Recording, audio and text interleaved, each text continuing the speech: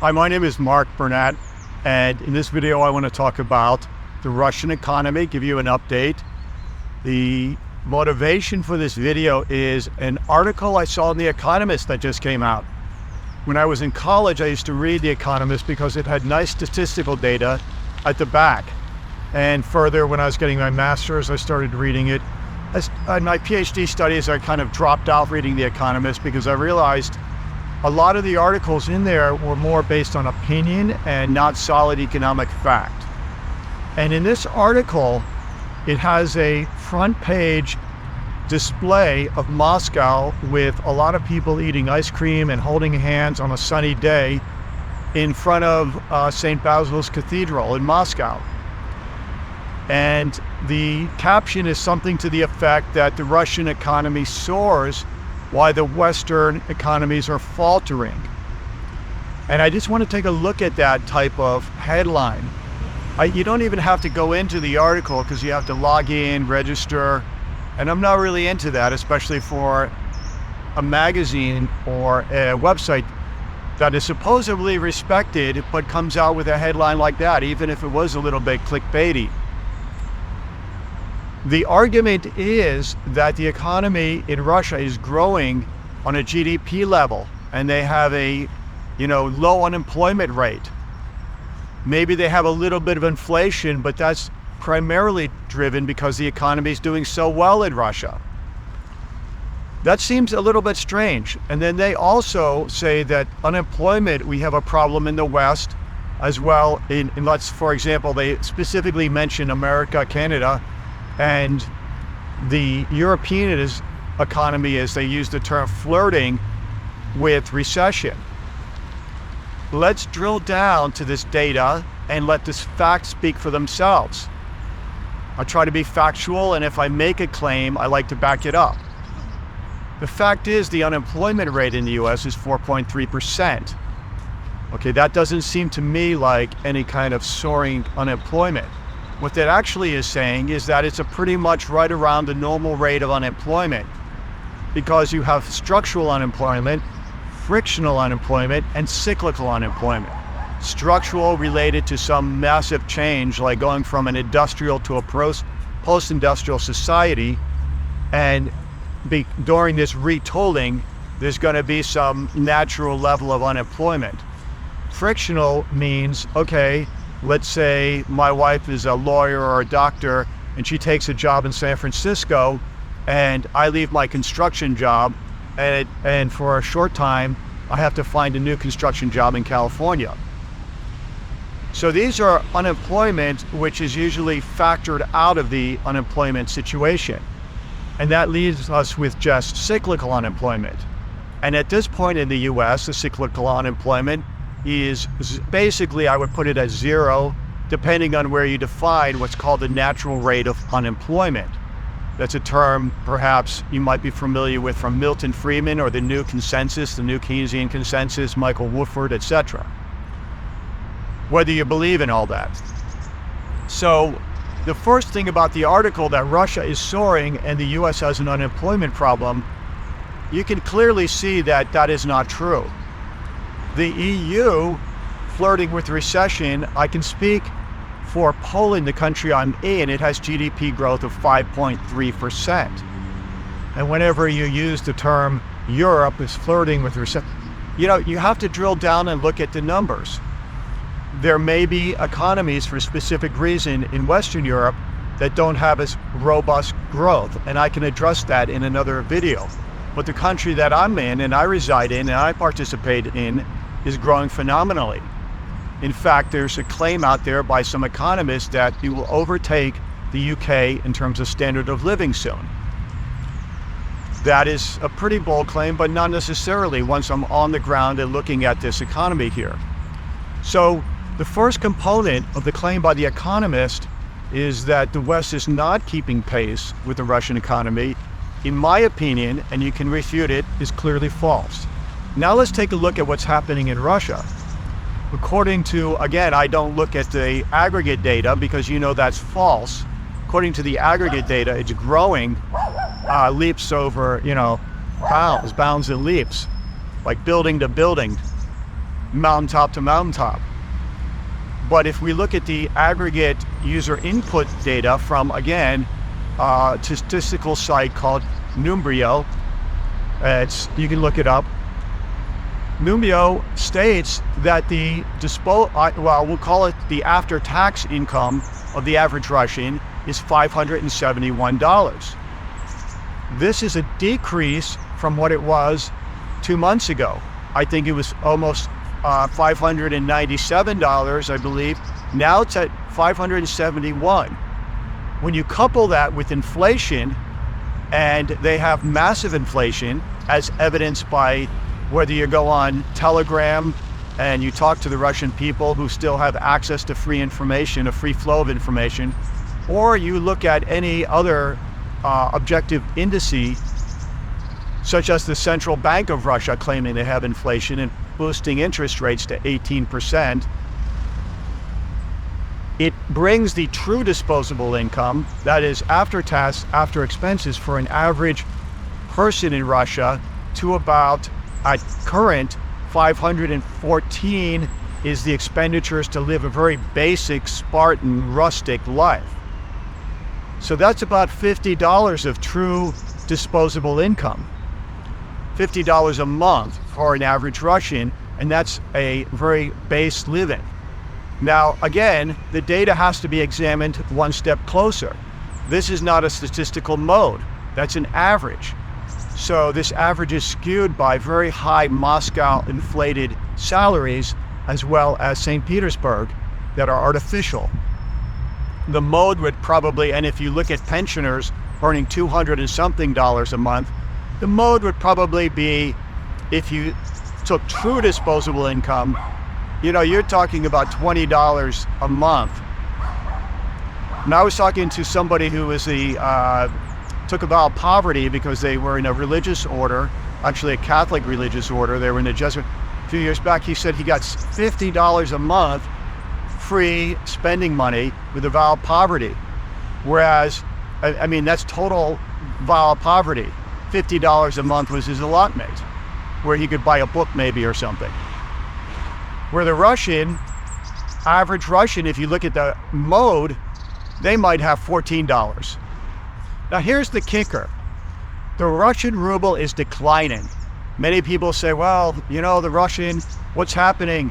The Russian economy is supposed to be faltering, and it went up to, 0.12, one penny, 2. But it's actually over the last 5 days, it declined 10%.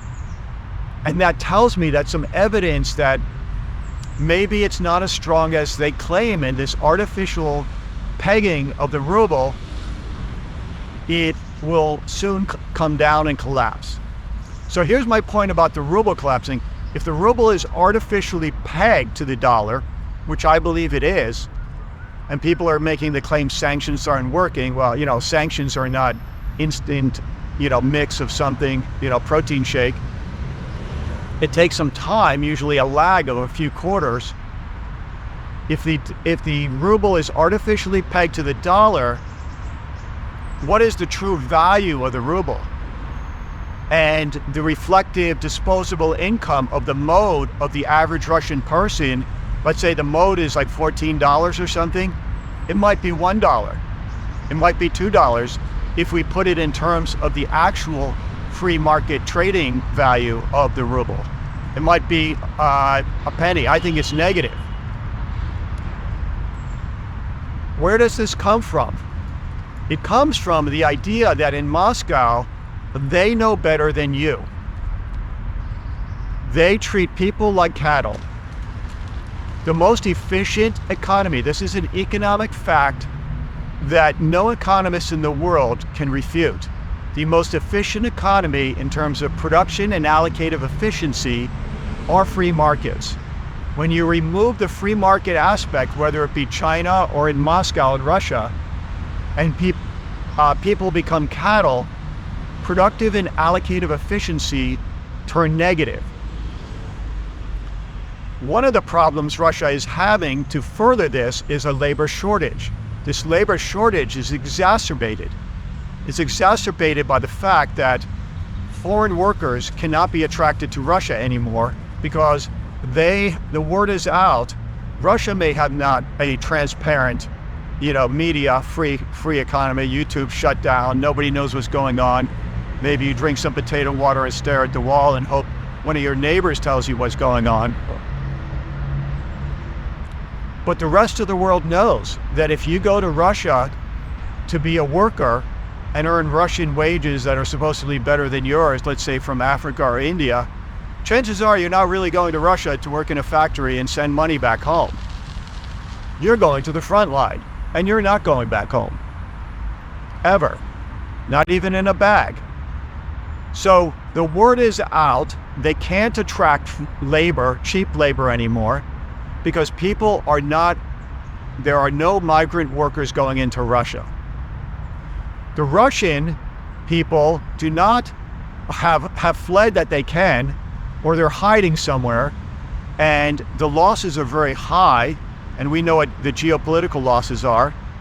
In addition, they're trying to call up more people. More people are going into the Moscow industrial complex. So that leaves us with huge supply shortages that are only now getting some traction in Russia, and that is the cause of the inflation. It's not any kind of demand-driven inflation. So every aspect of that headline of the Economist article that the Russian economy is soaring and the West is starting to falter is incorrect. I would really claim, my economic studies are pretty rigorous, and I respect economists that take this objectivity and statistical data to back up their claim very seriously when they're looking at it from a microeconomic standpoint and not looking at it from a macro aggregate standpoint to project a political agenda. So the economy has a massive labor shortage, but it's just not a labor shortage. What it really is a massive reallocation and misallocation of productive resources, the most productive resource in the world, the human brain. And these shortages are just starting to become apparent in Russia. The net effect is the central bank, even after a boost of 18%, cannot hold the ruble up much longer. And as it starts to decline, I suspect under a penny, and it may take a little bit, but once it goes under a penny, the whole system will start to collapse. People will not, the cloak will be removed, and the magician in Moscow, the black magician in the sense of good versus evil, of course, on the dark side, is going to be exposed. I think in the next few months, the Russian economy is going to be exposed. And what about BRICs? Is BRICs going to save them? BRICs is a pipe dream.